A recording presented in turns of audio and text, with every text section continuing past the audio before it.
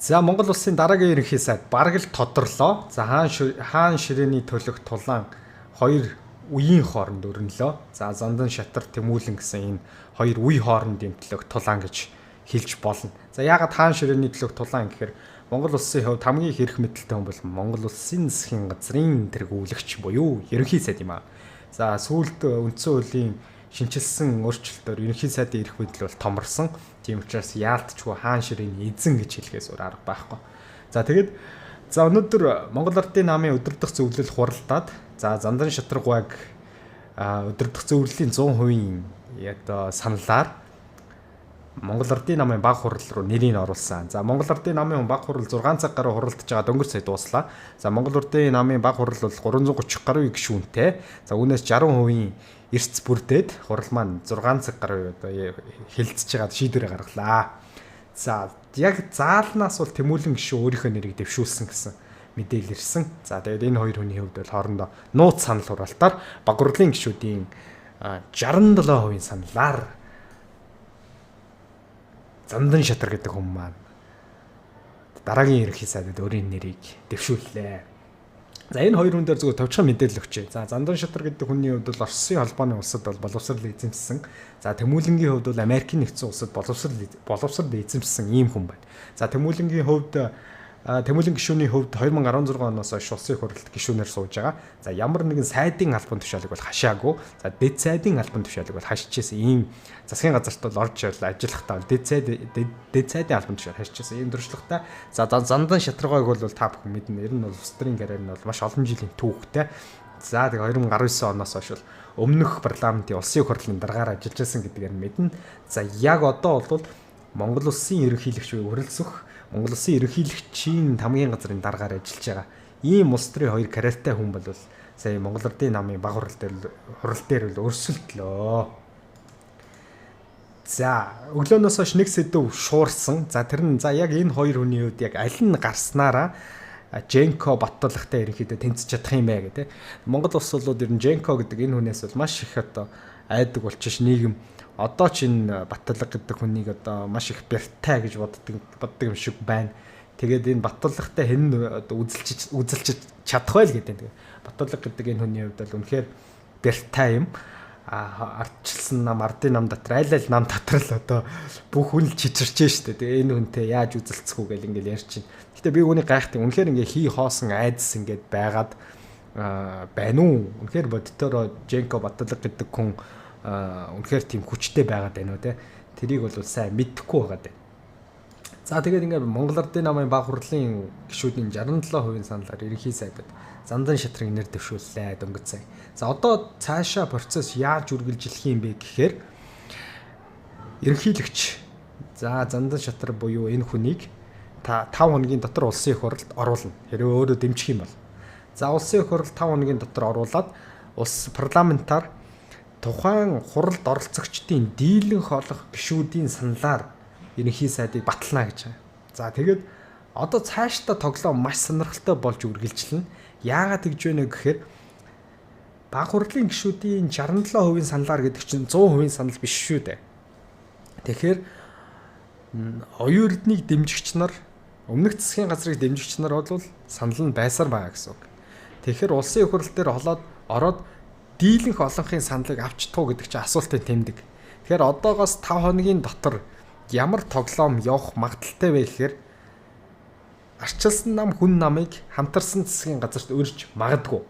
За гэхдээ Зандан Шатаргуй, Тэмүүлэнгуй сая өөрийнхөө бодлогыг одоо баг хурал дээр танилцуулахдаа аль нь хамтарсан засгийн газрыг бол байгуулахаас илүү Монгол Ардын нам дийлэнх олох болсон учраас өөрсдөө эргэцэн хувьд дангаараа засаглах нь зүйтэй юм а гэдэг саналыг бол өөрсдөө хэлсэн байна. Гэхдээ Зандан Шатаргуйн үгэн дунд нэг үг авчуулагдсан. Тэр нь гэхдээ баг хурлын гишүүдийн саналыг бас авч үзнэ гэж. За одоо энэ 5 хоногийн дотор улс төрийн уур амьсгал нэлээд сонирхолтой болно. Ямар утгаараа сонирхолтой болно гэхээр дийлэнх олонхын саналыг улсын их хурлд авахын тулд арчилсан намын 40 гаруй гишүүний саналыг авах хэрэгтэй. Хүн намаас чинь 8 гишүүн байгаа бол 12 гишүүн байгаа л. Хүн намын гишүүдийн саналыг авах хэрэгтэй. Тэгжээш дийлэнх олох болно. Яагаад тэгж хэлж ийм гэхээр хэрвээ ардын нам дийлэнх олох хэдий ч 100% бүгдээрээ бас Зандан шатаргааг улсын хурал дээр дараагийн ерөнхий сайдаар дэмжих үү гэдэг чинь асуултын тэмдэг. Хэрвээ 100% дэмжих байсан бол баг хурал дээр 67% биш үүнээс өндөр хувь бараг 100% саналаар орж ирдэг шүү дээ. Ардын номоос нэр дэвшүүлж байгаа сандууд чинь дандаа 100% гэж орж ирдэг. Тэгэхээр 67-33 гэдэг харьцаа бол бас нэг асуултын тэмдгийг илэрхийлж байна гэсэн үг. Ардын ном дотроо хуваагдал байсаар байна. Тэгэхээр улсын их хурал дээр орж ирээд арчилсан нам хүн намд хамтарсан засгийн санал очих уу? Очихдоо ямар тохироо хийж очих уу, тийм?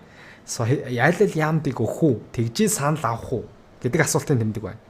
За эсвэргээрээ хүн нам тэр саналыг авчиж магадгүй. За сүүлийн одоо дор чанд болон хүн намын удирдлагуудын байр суурийг одоо ингээд хараад байхад бол ер нь хамтарсан засагт бол байх сонирхол байгаад ах шиг байна. Арчилсан намын хувьд бид нарт хамтарсан засгаас бол хөөгдсөн гэдэг байдлаар бол байр сууриа илэрхийлж ирсэн. Гэхдээ арчилсан нам дотор бас хамтарсан засагт орох сонирхолтой хэсэг бүлэг нөхдүүд байгаа. Тэр хүмүүс ч байр сууриа дараа нь илэрхийлсэн. Ерхий сайд огцорсны дараа. Тэгэхээр бүлгэрээ дахиж хуралдаад хэрвээ арчилсан намд засгийн газарт орох санал очих юм бол бүлэг арчилсан намын бүлэг хуралдаад ямар шийдвэр гаргах вэ гэдгийг сонирн байна. Арчилсан нам өөрөө ямар шийдвэр гаргахаас хамаарч 2028 оны буюу дараагийн сонгуульд арчилсан нам ямар амжилттай оролцох вэ гэдгийг нь шууд утгаараа хамаарах бүрэн боломжтой. Тийм учраас сөрөг хүчнийхээ байр суурийг хадгалаад цаашаа явах уу? Эсвэл ардын намтай, хүн намтай засаг байгуулах уу? Дахин хамтарсан засаг байгуулах уу гэдэг зүйл бол эх 5 хоног шийдэгдэх нэ. За тийм ээ. Тэгэхээр улсын хурал дээр ороод Зандан шатаргаа бас 100% дэмжигдэнэ гэдэг магадлал бас энэ 67% гэдэг хуваас харахад бол эргэлзээтэй хэвээр байна гэсэн үг. За мэдээ Зандан шатаргааг тойрсон хэд хэдэн асуултын тэмдэг хэвээрээ байгаа. За одоо Twitter болон Facebook мэдээллийн хэрэгслээр хэд хэдэн хүмүүс өөрийн байр сууриа илэрхийлсэн байна. За Зандан шатар гэдэг энэ хүн дараагийн ерөнхий сайд бол ямар аюул одоо сөрөг нөлөө Монголын эдийн засагт учрах юм бай гэдэг талаас нь хүмүүс санал сэтгэлээ битсэн байна. За Атганбаяр гэдэг хүн. За энэ өөрөө арчилсан намын хүн баха. За сөрөг хүчнийх нь хүн битсэн байна те. За салхитын мөнгөний орд. За энэ чинь салхитын алт мөнгөний орд гэж нэрлэгддэг. За энэ ордыг буутаа очиж Зандан шатаргаа одоо энэ зурган дээр энэ очиж авсан. За энэ популизм бол гадны хөрөнгө оруулагч нарыг үргээсэн гэдэг ийм байр суурийг илэрхийлсэн байна. За дараагийн. За энэ гэхдээ яг үнэхээр бодит скриншот мөн үгүй мэдэхгүй байна. 2012 оны 4 сард стратегийн ачаал бүгдл бүхий салбаруудад гадаадын хөрөнгө оруулалтыг хязгаарлах тухай хуулийн төслийг улсын хурал дээр гүнбарнаа гэсэн юм асуудал яригдсан. За ер нь бол Зандан шатаргаа бол өмнөх улсын хурлын дараагаар ажиллаж байхдаа бол хэд хэдэн бас алдаа гаргасан. Тэгээд энэ алдаагаа хэрвээ ерөнхий сайдаар сонгогдох юм бол энэ алдаагаа зас залруулах уу, дахин алдаагаа давтахгүй байх уу, үнэхээр өөрийнхөө хэлж байгаа шиг ард түмэндээ хүссэн шийдвэр гаргаад явах уу гэдэг бол үнэхээр эргэлзээтэй байна. Хэрвээ өмнөх алдаагаа давтах юм бол энэ хүний бол өмнөх гаргаж ирсэн бас 2-3 шийдвэрүүд нь Монгол улсын эдийн засагт нэлээд халтай шийдвэрүүд байсан. Жишээ нь асхтын мөнгөний орд. За 2016 оноос хойш Монгол улсын гадаадын хөрөнгө оруулалт бол эрчимтэй саарсан. Одоо Монголын нийт Монгол улсад одоо 90-ад оноос хойш орж ирсэн нийт гадаадын шууд хөрөнгө оруулалтын бараг тал хувийг оюутлогоо дангаараа эзэлж байна. Оюутлогоо төсөл дангаараа эзэлж байна. За тэгэхээр Монгол улсад сүүлийн 35 жилийн хугацаанд хангалттай хэмжээний гадаадын хөрөнгө оруулалт бол орж ирж чадахгүй байна гэсэн үг. Бид нар гадаадын хөрөнгө оруулагч нарыг татаж чадахгүй байна. Хамгийн гол асуудал нь бол хууль эрх зүйн орчин. Тэгээд дээрэс нь гадаадын хөрөнгө оруулагч нарыг ингэж одоо хөрөнгө оруулалтаа хийцэн уурхайнууд руу төмөр нүрээ харуулж иймэрхүү байдлаар одоо ханддаг нь гадаадын хөрөнгө оруулагчдад бас сөрөг мессеж болдог талтай. Тэр утгаараа Монголын улс төр бол тогтворгүй байдаг гэдэг утгаараа Монголын газар нутагт хүмүүс гадаадын хөрөнгө оруулагчид мөнгө оруулах сонирхолгүй байдаг. Яг тэгэхээр улс төр нь өөрөө тогтворгүй эрсдэлтэй учраас хүмүүс ийшээ мөнгө оруулахгүй байгаад байгаа нэг шалтгаан тэр байна. За гадаадын хөрөнгө оруулалт яагаад чухал юм бэ гэж би Сэхэтэн подкастаар үргэлжил ярьж байгаа. Гадаадын хөрөнгө оруулалтын талаар мэрэгжилтнүүдийн оруулаад зохиох ёсны асуултуудын тавиал асуудаг. Ерөөсөө бид нар ингээд долларын ханш өнөөдөр 3575 төгрөг хүрсэн байна те. Сүүлийн жилүүдэд долларын ханш бол тасралтгүй өсөж байгаа. Тэгэхээр Монгол улсад гадаадын хөрөнгө оруулалтын хамгийн нэгдүгээр үр ашиг нь Монгол улс бол ерөөсөө л нүүрс, зэсэл зарж, алтаал зарж л мөнгө олдог л улс шүү дээ. Бид нар өөрөөр ерөөсөө юм зардаггүй. Тэгэхээр бидний гол энэ бидрийг тижээдэг салбар бол уулуурхайн салбар. Тэгэхээр энэ уулуурхайн салбарт гадаадын хөрөнгө оруулагч байхгүйгээр тэр газар доор байгаа зүйлийг чинь яаж бид нар дэд бүтц байхгүйгээр тэр үйлдвэрүүдийг барихгүйгээр яаж бид нар хүрстэй тэр газар доор байх юм байгийг ухаж гаргаж чадахгүй шүү дээ. Тэр чинь газрын гадаргаас 100 м. За тэгэл зарим нь гүний урхаа болоод 1000 гаруй метрт л байгаа шүү дээ. Тэр чинь асар өндөр хэмжээний технологи, дэд бүтэц үйлдвэрүүд барьж ийж тэрийг чинь барихын тулд яах вэ? Маш их хэмжээний мөнгө шаардна. Тэр мөнгийг чинь одоо чинь улсаас гаргаад татвар төлөгч нарын бидний одоо төсвөөс мөнгөний санхүүжилтийг гэхээр мөнгө байхгүй. Тэгээд дахиад зээл босгоё. Зээл чинь тодорхой хэмжээний хүүтэй.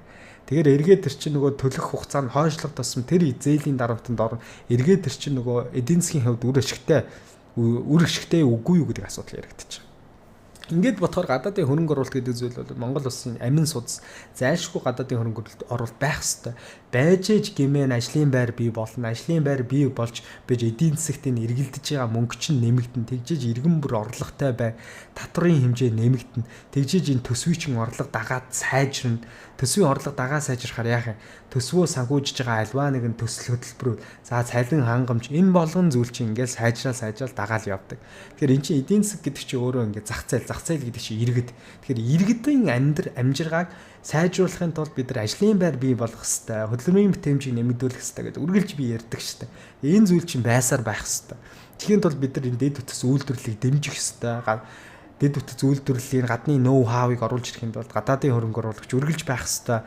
Тийм учраас Зандан шатраггүй дараагийн ерөнхий сайдаар сонгогдчихвол энэ гадаадын хөрөнгө оруулагч нарыг дэмжих тал дээр анхаарч ажилласаа. Энэ хүн өмнөх гаргаж ирсэн алдаануудаас суралцаа зөв бодлогыг хэрэгжүүлээсэ гэдэг ийм залуу хүнийхээ байр суурь байна. Бусдаар өнөөдөр төр өөрөө бүх юмд оролцоод төр өнөөдөр бизнес хийгээд яваад байхаа ямар аюултай осолтой вэ гэдгийг хэдүүлээ харлаа штэ. Өнөөдөр Монголын ард түмэн төрөөс бүгдээрээ хамааралтай байгаад улам л хамааралтай болж байна. Төр гэдэг чинь намаас бүгд хамааралтай болж байна. Төсвийн мөнгөөс цалинждаг хүмүүсийн тоо хэдэн зуун мянгаар давж байна. Ингээл ирэхээр чи бүх юм чинь хайрцаглаад ирж байгаа учраас нөгөө хүмүүс чинь сонгуулаар очиж саналаа өгөхдөө нөгөө намдаал өгч, нөгөө цалингийн тавьдаг намдаал очиод саналаа өгчөж байгаа. Сайн муу хүн гэдгийг харахгүйгээр. Гэтэл бид нар дахиад нэг 2 3 оюутлогыг бий болгоод зөв тэр стратегийн зөв менежментийг бариад за татвар мөнгө төлөх ёстой тэр хууль тогтоомжийн дагуу ашигт малтмалын нөөц ашигласан татвар матваруудаа аваад төдөө тэр 34% авдаг бодвол тэр 34% зохих ёсоор нь аваад түүндээ таарсан ногдол шиг аваад явдаг. Ингээ хууль эрхцэн орчныг зөв бүрдүүлээд яваад 4-5 оюутлагатай болчих юм бол өнөөдөр төсвөөс цалинждаг энэ хүмүүсийн чинь хамаарал төрийн албан хаагч нарын чинь хамаарал өөрөө багаснаа. Энэ төр чин өөр жижиг болж ийж эргээд төрийн очиос сонгодог өөрийн эрх барих дээд байгууллага очиж саналаа өгөхдөө хүмүүс бие даасан байдлаар санал өгнө. Тэгэхгүй бол өнөөдөр бүгд төрөөс халамж авдаг, төрөөс цалин авдаг болчоор яах вэ? Нөгөө л халамжаа авахын тулд, нөгөө л цалингаа авахын тулд, нөгөө л намынхаа хүмүүсийг л очиод дугуйлчнаас нүдэн анжаад. Тэгэхээр энэ системийн ялцралыг бид нар арилгахгүйгээр дахин ерөнхий сайдыг солиол авах юм бол энэ зүйл арилахгүй. Тэгэхээр энэ системийн хямралыг бид нар утгаар нь солих хэрэгтэй. Тэгэхээр үүнийг сонсч байгаа залуучууд маш зөндөө яг энэ өнцгөр нь ярьдаг, хилдэг үеийн хүмүүстэй эн чинь ийм юм аа гэж утгын тайлбарлаж хэлэхгүй бол өнөөдөр залуу үеэл бид нар л энэ бүхнийг солино. Бусдаар өнөөдөр хойч үедээ бол нэгэнд найдаад, дээд үеийнхэндээ бол найдаад ерөөсөө нэмэргүй. Дээд үеийнхэн чинь бүтээсэн нийгэм ямар байгааг та бүхэн өнөөдөр годам гараад харж штэ. Тэгээд дараагийн ерөнхий сайд Зандан шатраггүй болох юм бол гадаадын хөрөнгө оруулалт дээр ямар бодлого авч хэрэгжүүлэх вэ? Энэ царцчаад байгаа гадаадын хөрөнгө оруулалтыг яаж оруулж ирэх вэ гэдэг дээр бол тодорхой бодлогууд, тодорхой шийдлүүд хэрэгтэй байгаа шүү. Зоримог алхмууд хийгэрэй гэж хүсэж байгаа шүү. Окей. За тэгээ энэ асгатын мөнгөний ортой холбоотой зүгээр дэлгэрүүлээд ярих юм бол тухайд ямар үйл явдал процесс болсон юм бэ гэж. За 2019 оноос хойш бол Зандан шатраггүй Монгол Улсын их хурлын даргаар ажиллаж байсан. Тухайн үед Халтмаагийн Баттулга Монгол Улсын ерөнхийлөгч байсан. За Халтмаагийн Баттулга 2019 оны 19 сарын 31-ний өдөр шинэ жилээр ахмад насны тэтгэврийн зээлийг тэглэнэ гэдэг хундагны үг хэлсэн. За тэгээд 2020 оны 1 сарын 10-ны өдөр Улсын их хурл шуурхай гормоор хуралдаад 6 сая төгрөг хүртэлх тэтгэврийн зээлтэй бүх ахмадын зээлийг тэглэнэ гэдэг тогтоолын хуулийн төслийг Улсын их хурл баталсан. Тухайн үед улсын хурлын дарга Зандан Шатрхуй ажиллаж байсан. Тэр ч утгаараа Зандан Шатрхуйг Халтмаагийн Баттулгатай холбож одоо ч ярьдаг, хэл ам дагуулдаг. Ягаад тэгэхээр тухайн үед энэ шийдвэрийг гаргахад нь улсын хурлын даргаар ажиллаж исэн учраас. За тэгээд тухайн үед 300 орчим мянган ахмадууд зээлтэй байсан гэхээр амар уус тээ. Одоо тэгэхээр зээлгүй ахмад гэж юу байна уу? Ахмад настай хүн болгон зээлтэй байгаа. За дээрэс нь би саяхан нэг статистик унссан. Халамж за сүүлд энэ 2024 оны статистик байсан уу? Давхарцсан тоогоор ерөнхийдөө ямарваа нэгэн байдлаар халамж авдаг 2.2 сая хүн байна гэж. Ямар амар тоо вэ? Нийт хүн амын бараг 60-аас 70% нь халамж амж амьдарч штэ. Ямар нэгэн байдлаар. Тэгэхээр өнөөдөр Монголын нийгэм чи эргээл би хэлж байгаа. Энэ хүмүүс чинь халамжаар өгжүүлсэн төрн том өнөөдөр 300 хэдэн зуун мянган төрийн албан хаагчтай төсвөөс цалинждаг хүмүүстэй. Тэгэхээр энэ данхар энэ бүтэц энэ халамжийн тогтолцооч улам л зузаараад байна. Ингээд байхаар чи хүмүүс хөдөлмөрлөхгүй шүү дээ. Эдийн засагт оролцох тэр идэвхтэй оролцогч нарын тоо ерөөс өсөхгүй шүү дээ. Эдийн засагт идэвхтэй оролцогч нарын буюу эдийн засагт оролцдог хүмүүсийн тэр орлого олдог хөдөлмөрлөөд орлого олоод тэр олсон орлогоо зах зээл зарцуулаад энэ мөнгөний урсгал чинь эргэлдэж эдийн засаг чи өөрөө зөв голдрлоороо цаашаа ингээд хөгжөөд явдаг. Гэтэл өнөөдөр ажил хөдөлмөр эрхлэхгүйгээр халамж аваад төсвийн мөнгө аваад амьдарч байгаа хүмүүс бол эдийн засгийн идэвхтэй оролцогч биш шүү дээ. Тийм учраас л өнөөдөр хувийн хвшлийг дэмжих хэрэгтэй. Өнөөдөр хувийн хвшил дээр ирж байгаа энэ татврын дарамтуудыг яаж хөнгөлөх вэ? Өнөөдөр нийгмийн даатгалын шимтгэлийг яаж хөнгөлөх вэ? Татврын хувь хүний орлогын албан татварыг яаж хөнгөлөх вэ? Энэ асуулгыг иргэд тавьсаар юм байна. Одоо тэгэхээр энэ шинэ ерөнхий сайдын дараагийн хийх том ажил бол энэ татврын бодлогыг яаж хөнгөвчлөх юм бэ? Энэ хувийн хвшлүүд чинь өнөөдөр нуруугаа авахуллаа. Хэдэн төрлийн татварууд төлдөг. Тэгээ олсон орлого тэндээсээ бас нийгмийн даатгалын шимтгэлийг давхар төлнө ажилтныхаа. Дандаа нийгмийн даатгалын шимтгэлийг өртөө компаниуд аа. Энэ бодлогыг нэг цэгцэнд оруулж энэ хувийн хвшлээ дэмжихгүй болоод өнөөдөр ажил хийх хүн олдохоо боллоо. Энэ бодит үнэн шүү дээ. Тэгээ дээрэс нь өчигдөр нэг том статистик унсан. 2019 оноос хойш Монгол улсын төрөл тасралтгүй буурч байгаа. Төрөлт. Би сая Солонгос яваад ирсэн. Солонгост өнөөдөр гудамжаар нь хүүхдүүд харагдахгүй байна. Энэ юу гэсэн үг?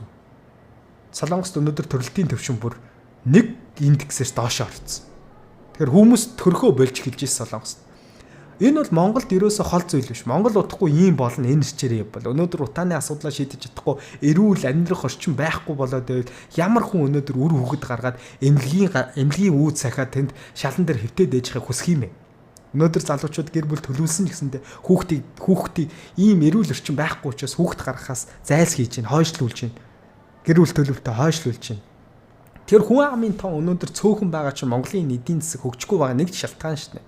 Өнөөдөр Солонгос бол 50 сая гаруй хүнтэй. Тийм том улс учраас ядаж л нэг байрны үзүүртэл нэг хоолны газар шигдаа нэгтэл тэнд хүмүүс ороод махаа шараад идчихэл байгаа. Ямар нэгэн байдлаар дампуурчихгүй тэр шигдааны газар орлого оруулаад байж байгаа шүү дээ. Гэтэл өнөөдөр Монголд нэг төрлийн бизнес нэг дугууны үйлдвэр нээлээ гэхэд дахиад нэг дугууны үйлдвэр нээх чадамж байхгүй шүү дээ. Яагаад тэгэхээр нэг компани л тэр чин зах зээлийг бүхэлдэн дугуугаар хангаал зах зээл нь жижиггүй учраас ерөөсөд бид нар биенийг шулжил биенээсээ нэг хятадаас нэг бараа оруулж ирэл онлайн шоп нэгээл дараагийн хүндээ зардаг ийм л механизмаар л амьдарч шít. Ямар ч гадагшаа зах зээл рүү гарах тийм бодол хүсэл байхгүй. Тэгэл биенээсээ л мөнгө авдаг ийм жижигхэн эдийн засаг. Энэ 3.5 сая хүн чи хитрхи цөөдөд байгаа учраас бидний Монголын эдийн засаг өнөөдөр томрохгүй шít. Тэгээ Монголын эдийн засагт эргэлдэж байгаа энэ мөнгө чинь асар жижигхэн шít. Одоо ингээ Нью-Йоркийн хөрөнгийн бирж болон одоо Nasdaq-ийн хөрөнгийн бирж дээр байгаа тэр томоохон одоо компаниудтай харьцуулахад те Apple одоо юу байдаг. Энэ компаниудын зах зээлийн үнэлгээтэй харьцуулахад л Монголын энэ эдийн засаг, Монголын энэ төсөвч хэдэн 10 дахин жижигхэн л ийм зах зээлтэй орно шүү дээ бид нар. Тэгээ энэ болгоныг хүлээн зөвшөөрөх хэрэгтэй. Тийм учраас өнөөдөр Монгол улсын эдийн засаг цаашдаа яаж өгдөх юм гэхээр Монгол хүний өнөөдөр хөдөлмөрийн бүтэем сайжрах хэрэгтэй. Монгол хүн өнөөдөр хөдөлмөрийн бүтээмжтэй байж гэмээр нэг цагийн үнэлгээ нь өсчих гэмээр өнөөдөр Монгол хүний амжиргаа сайжирнаа. Монгол хүний амжиргаа сайжирчиж энэ эдийн засаг чинь дагаад хөгжнө. Эдийн засаг дагаад хөгжиж таны энэ гудамд гараад явж байгаа эргэн тойронд чинь байгаа энэ бүхэн чинь дагаад хөгжнө. Энэ маш энгийн лог. Хоёр дахь нь Хоёр дахь нь энэ баялагын тэгш хуваарлалт гэдэг зүйлийг үе үеийн ерөнхий сайд нар, үе үеийн ерөнхийлөгч нар ярьдаг. Гэхдээ энэ ерөөсөө pop сэдв биш. Энийг боддоор нь тэгш хуваарлалтыг хийх ёстой. Баялагын тэгш хуваарлалтыг яаж хийдэг юм бэ гэхээр өнөөдөр энэ нуулуурхай стратегийн хэдэн ордынхон 34% төр өөрөө дээрэмдэж аваад тэгээд ямар нэгэн үндэсний баялагын сан ч юм уу нэг юмд хийгээд тэнд нь мөнгө байршуулад тэгэл жил болгон халаасанд нь 10 20 саяар нь зүгээр бэлэн мөнгө гээд ингээд өөх. Эн чин баялагын сангийн тэгш хуваарлалт биш шүү дээ. Эн чинь өөрөө дагаад инфляцийг өсгөн төгрөгийн гадаад валютын эсрэг төгрөгийн ханшийг сулруулна. Сөрөг нөлөөллүүд нь шүү дээ. Яг үндэ таны халаас руу 10 сая төгрөг хийж байгаа юм шиг хэрнээ нөгөө халаасаар чинь инфляцийн өсөлтөөр таны өвтөр орж ирсэн мөнгө чинь дүндээ дүн буцаал гараад явж байгаа шүү дээ. Ийм л эдийн засгийн маш энгийн логик. Тийм учраас баялагын тэгш хуваарлалтыг яаж хийх вэ гэхээр хөрөнгөний биржээр дамжуулж хийдэг. Үе үеийн энэ томоохон улсууд. Энэ томоохон компаниуд зориг гаргаад өөрийн энэ компаниудаа хувьчлах хэрэгтэй. Ард түмэндээ 10-20%-аар нь хувьчлаад зориг гаргаад түүчэлээд явах хэрэгтэй. А тэндээс нь хүмүүс өөрсдийнхөө цалингийнхаа 10-20%-аар хувьцаа худалдаж аваад жил болгоных нь ашигаарс нь өөрийн эзэмшиж байгаа хувьцаатайгаа дүүцэх хэмжээний ногдол ашиг хүртэл явдаг. Ингэж ижил засаглалын хувьд тухайн компани өөрөө ашигтай ажиллахыг бодно. Хувьцаа эзэмшигчнийхээ эрх ашигыг хамгаалахын төлөө ингэж л ажилтдаг. Тэгэхээр хөдөлмөрийн зах зээл, хөрөнгөний зах зээл хоёр чинь өөрөө шудрах, сайн хөгжиж аливаа улс орн хөгждөг үеийн жишгүүд байгаа. Би ч одоо маш олон ном уншлаа шүү дээ. Энд чинь ийм л энгийн эдийн засгийн логик. Энэ болгоныг өөрөө хэрэгжүүлээсэ. Сүүлийн 35 жил хэрэгжүүлэх гэж үтсэн ерөнхий сайд нар ховор байлаа. Хүчин хүрдгүү мүү мэдэхгүй байна. Гэтэ энд бол зориг хэрэгтэй. Гэтэ дараагийн ерөнхий сайд бол амаргүй, стандарт амаргүй эдийн засгийн нөхцөл байдал хүлээж байна. Тэгээ энэ дараагийн ерөнхий сайд энэ эдийн засгийн хүндх нөхцөл байдлыг яаж таван дуулах гэдэг нь бол эргэлзээтэй бай. Хүн цорилт бол ирж чин тэр үний юм. За эргээд энэ асхтын мөнгөний орд руу ороход за ингээд 300 орчим мянган ахмад насны тэрбум гаруй төгрөгийн зээлийг тэгэлцсэн юм байна. Тэгэхээр эн чинь ойролцоогоор хэдэн төгрөг юм бэ гэхээр 850 тэрбумын төгрөгийн асуудал яригдж байна. Гэхдээ 850 тэрбум төгрөг гэдэг чинь тодорхой хувьчсан төлөгдсөн байгаа шүү. Төлөгдөөгүй үлдсэн 850 тэрбум төгрөг одоо ч байгаа. Тэгээ энэ 850 төгрөгийг 50 тэрбумыг тухайн үед яаж зээлээ тэгэлсэн гэж та хэд гайхаж магадгүй. Тухайн үед энэ асхтын алт мөнгөний ордон дээр Эрдэнэ Silver Resource зүйлүү тим нэртэй компани байгуулад тухайн компани дээр өрийн бичиг үлээ бонд гаргаад дотоодын зах зээл дээрээс бонд босгоод бонд гэдэг чинь нэгсэндээ өөр тавьж ийн гэсэн үг шүү дээ дотоодын зах зээл дээрээс. Тэгээд энэ мөнгийг босгосон байдаг. За босгоод зээлийг нь тэгэлсэн. Ахмад насны зээлийг тэгэлсэн. Энэ босгосон зээлээр босгосон мөнгөөрөө тэгэлсэн. Гэтэл энийг яаж төлөхөө бодоогүй. Яагаад вэ гэсэн чинь нөгөө асхтын мөнгөний ордон дээр дөрөөлж босгосон Эрдэнэ Silver Resource гэх нөгөө компани дефолт зарлцсан. Дефолт бол дампуурцсан. Тэгээ дампуурчингууд яг өөр нь толгой компани буюу Эрдэнэс Монгол гэдэг компанид энэ өрөө шилжүүлсэн. Бондын бичгээ. За Эрдэнэс Монгол өөрөө энэ өрийг төлөхгүй шүү дээ энэ чинь. За тухайн энэ л энэ улс төрийн л бас нэг бодлого ашиг сонирхол явж илээ шүү дээ. Тэгэхээр Эрдэнэс Монгол энийг яасан бэ гэсэн чинь Монгол банк руу шилжүүлсэн. Одоо энэ 850 тэрбум төгрөг Монгол банк дээр хасах баланстай бичигдээл явж байгаа. Энэ мөнгийг яаж төлөх ямар ч шийдэл байхгүй. Тэгэхээр засгийн газар өөрөө энэ 850 тэрбум дээр баталгаа гаргаж өгөх тийм нөхцөл байдал руу орчод явж байгаа байхгүй юу? Тэгэхээр одоо магадгүй Зандан шатар ерөнхий сайд болвол хамгийн түрүүнд хийх ажлуудын нэг нь магадгүй энэ 850 тэрбумын өрийг яаж шийдэх үү гэдэг их усрын асуудал дахин хөндөгдөж магадгүй. Энэ Монгол банкн дээр хасах баланстай бичигдээд явж байгаа. Ийм л нөхцөл байдал бий болсон шүү дээ. Тэгэд эргээд харахад энэ популизм хийдэг улс төрчнөр эргээд хэнийг хохироож байгаа гэхээр биднийг л хохироож байгаа. Тухайн үед магадгүй энэ 300 орчим мянган ахмад настан маань нуруунд тэнийгээ сайхан 6 сая хүртэлх зээлээ тэглүүлсэн байж болно. Өнөөдөр 6 жилийн дараа дараагийн үе нь бий юу? Бид нэр манайхан татвар төлөгчдийн мөнгөөр энэ зээлийг тэглэх хэмжээнд очивол яах вэ? Дараагийн хойч үе чинь энэ өрийг төлнө шүү дээ. Нэг байлгээд. Мөнгө хэвлжил төлдгөө юм бол. Мөнгө хэвлсэн ч инфляц өснө эдийн засагт хорно л дээ. Ингээд тухайн үед гаргасан энэ шийдвэрүүд чинь дараагийн үе хоочтой ямар сөргөөр нөлөөлдөг вэ гэдгийг энэ бодит жишээнээс харж болно. Тийм учраас залуучуудаа өнөөдөр улс төр битгий сонирх гэж залуучуудыг тэгж чинь үгүй шүү дээ. Та нар улс төрийг сонирхож иж өнөөдөр цалингаас чинь төлж байгаа тэр 10-20% юун зарцуулагдаж байна. Эргээд чиний амьдрал энэ чиний нийгэм амьдарч орчин чинь бодтоор эрг өөрчлөлт авчиж гэнэ үү гэдэг чинь шууд нөлөөлнө шүү дээ. Тэгэхгүй өнөөдөр залуучууд улс төрөөс хол байна гэх юм бол sorry улс төр чамаас оролдож эхэлнэ. Чи улс төрийг сонирхгүй бол улс төр чамаар оролдож эхэлнэ. Тийм учраас улс төр бол өнөөдрийн бидний хамгийн судлах ёстой сэдв шүү. Өнөөдөр Солонгос улс залуучууд нь улс төрийн ямар өндөр идэвхтэй байна те. Улс төрийг бүр ингэж сонирхож судалж шүү дээ. Тэгэхээр бусад улс орны залуучуудаас бид нар бас суралцах зүйлүүд байна. За мөх чулууны зоригт гэдэг. За арчилсан нам улсын хурлын гишүүн болж байсан хүн Twitter дээр ингэж ütсэн байна. За гүнэ бэлэг гэ. За энэ хүн бол Монгол Ардын намын гишүүн байсан. Одоо тэгтээ гишүүн байгаа эсгийг мэдэхгүй байна. За энэ хоёр хүн бол ийм байр суурь илэрхийлсэн байна. За доотлих нь бол зоригтгүй Намтай баярын өнөөдрийн хэлсэн мэдээллийг оруулсан байна. За арчилсан намтай хамтарч сөрөг хүчний эвсэл байгуулахаар арчилсан намын бүлгийн дарга цогцролтой уулзлаа гэж. За энэ бол сайн мэдээ. Хэрвээ үнэхээр Монгол Ардын намаас хамтарсан засагт орооч гэдэг урлаг очоод хэрвээ үндэсний эвсэл арчилсан нам хоёр татгалзаж чадаад сөрөг хүчнийхээ эвслийг хамтдаа байгуулж чадвал маш сайн сөрөг хүчин болно. Ойролцоогоор эн чинь 6 гэдэг чинь 48 гишүүнтэй сөрөг хүчин болно гэсэн улсын хурлд. За 3-1-ээс даваад явчихна гэсэн. Энэ өөрөө сайн сөрөг хүчний байр суурийг илэрхийлнэ гэсэн. Хэрвээ энэ боддоор хэрэгжих юм бол ирэх одоо 3 жилийн хугацаанд засгийн газрын хэрэгжүүлж байгаа альва бодлогод улсын хурлаар батлагдж байгаа хуулиуд энэ болгонд өөрөө энэ сөрөг хүчний байр суурь бол маш чангаар тавигдаад явна гэсэн. Гэхдээ харъя энэ үнэхээр ярьсан хэлсэн зүйл нь боддоор бүлэг дээр дэмжигдэх үгүй юу гэдэг бол асуултын таньдаг. Арчилсан намын бүлэг дотор бол энэ мэтгэлцээ өрнөх байх. Зүгээр ингээд цогтгөрөл бүлгийн дарга шийдээд явчих зүйл биш. Тэгэхээр энэ бас яах нь вэ гэдэг хэдүүлээ хамтдаа харцгаая. Үндэсний эвсэлч гэсэндээ засгийн газарт орч магадгүй. Энэ 5 хоногийн дотор юу болох вэ гэдгийг хэдүүлээ дүн шинжилгээ хийгээд алсаас хараад байж. За Монгол Ардын намын гишүүн байсан хэсэг хүн. За гүнээгөө энэ хүн бол хуульч хүн хэлсэн байна. За ер нь бол Монгол зандан шатруугааг л нэлээл муусан зүйл хэлсэн байна. За зандан шатруугааг бол нэг бас сөрөг дагж байгаа комент нь юу юм бэ гэхээр энэ хүн маань энэ жил улсын хурл 2024 оны улсын хурлын 1-р тойрогт өрсөлдөд өвдөг шаардсан. Нэгсэндээ сонгуул дээр ард түмнээс бол дийлэх олох санал авч чадаагүй улсын хурлын гишүүн болж чадаагүй. Тэнгүүд ард түмнээс итгэл хүлээж чадаагүй хүнийг яагаад ерөнхий сайдын албан тушаал та нар тавьж байгаа юм бэ? Эн чинь өөрөө зөв юм уу? Ард түмэн ингэ итгэл хүлээлгөөгүй штэ гэдэг асуудал эргэж байгаа. Энэ утга санааг бол гүнээг байлууд энэ бичиж илэрхийлсэн байна.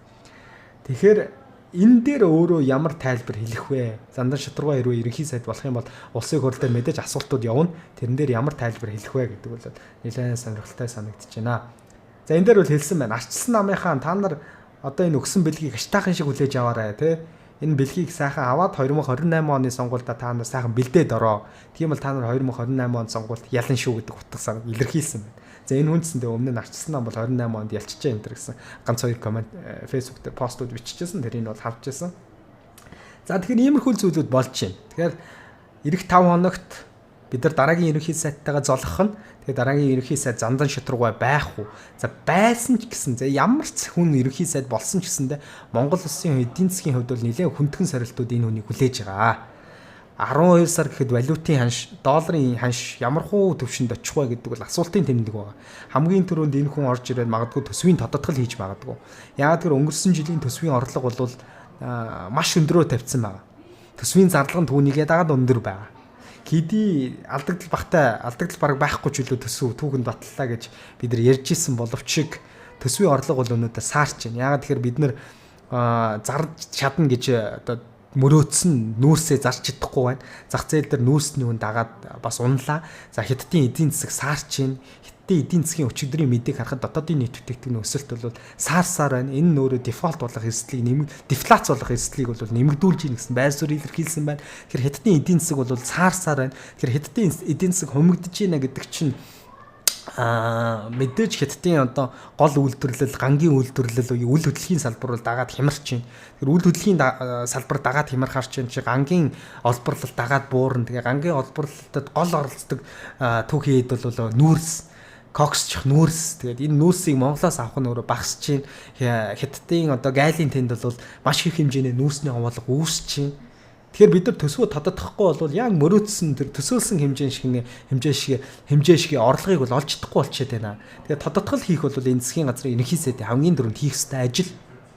Тэгэхгүй бол яах юм? Татвараа нэмэх юм уу те? Татвар төлөгч нарын нурууг улам бүгтийлэх юм уу те? Татвараа нэмж ижил төсөв дахиж яаж хийж байгааг бүрдүүлнэ шүү дээ те. Тэр сонголтыг арайч хийхгүй болов гэж бодож байна. Тэгээд төсвөө тодотгоосаа гэж хүсэж байна. За тэгээд ерөнхий сайдаа дараагийн ерөнхий сайдаа амжилт хүсье. Тэгээд урт хугацааны настай ерөнхий сайд байгаасаа гэж хүсэж байна. Тэгээд мэдээж хийж байгаа гаргаж байгаа бодлогуудыг би үргэлж яриад явах болно. Шүүмжлэх үедээ шүүмжлэнэ. Тийм байна. За дараагийн бичлэгээр уулзцгаая. Залуусаа.